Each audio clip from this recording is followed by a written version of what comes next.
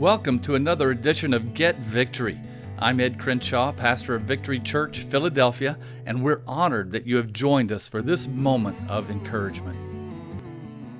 Hey, it's good to see you again. It's Tuesday of Holy Week. Easter is on the way. We are headed toward a powerful, fresh experience of the resurrection of Jesus. And just because of the coronavirus and churches not being able to gather in person does not mean that the power of God is limited in any way. So I want to help you to get ready for what God has for you. Now, on the Tuesday of Holy Week, of the original Passion Week, before Jesus gave up his life on Friday, he had come into Jerusalem with his disciples, who were primarily from a more country type area, and they were obviously impressed by the huge buildings, the temple, the palace, all the governmental structures, Herod's buildings, and so they drew Jesus' attention to those buildings. But Jesus wasn't impressed because he knew that very shortly after his death and his resurrection, that all those buildings would be pulled down.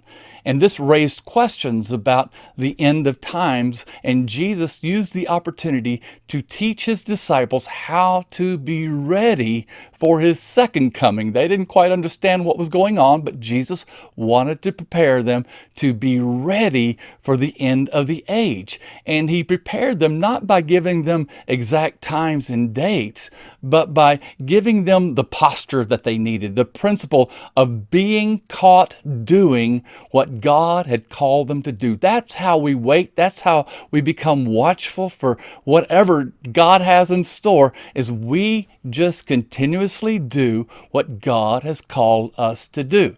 In Matthew 24, one of the many teachings that Jesus offers them at that time is this: "Who then is the faithful and wise servant whom the master has put in charge of the servants in his household to give them their food at the proper time? It will be good for that servant whose master finds him doing so when he returns. Truly I tell you, he will put him in charge of all his possessions." That's a great privilege, a great responsibility, but a great privilege that we all want to be in the position of receiving from our God. And it's just a matter of being ready by doing what God has called us to do. And it doesn't necessarily need to be something super fantastic. In this case, the example is just giving fellow servants food at the proper time. I remember in seminary hearing a story about a monk who was especially devoted to Jesus, and he was asked what he would do if he learned Jesus were coming back the next day. And he said, "I would just keep on hoeing peas," which is what he was doing when asked the question. The person who asked the question couldn't believe it. "You would keep on hoeing peas? How could you do that?" And the response was simply, "It's the last thing God told me to do."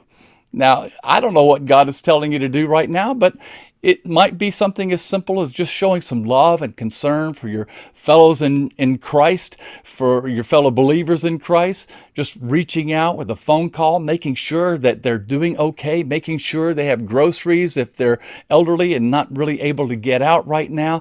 But maybe something simple as literally giving food to a fellow servant. I know God will speak to you. He'll share with you what He wants you to do. Just listen and respond and do it, and you'll be ready. You'll get caught doing what you're supposed to be doing, and I believe that's part of the preparation for a fresh experience of resurrection power this Sunday. We'll see you then. God bless you.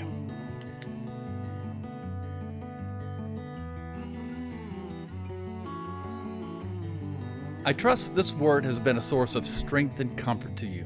During this trying time, our church is bringing you these words every day, Tuesday through Saturday. Also, you can join us online for our live stream services on Sundays at 9:15 and 11:15 a.m. You can find the links to all the online resources to stay connected as God's family at getvictory.net. Until next time, let's stay in God's presence and peace.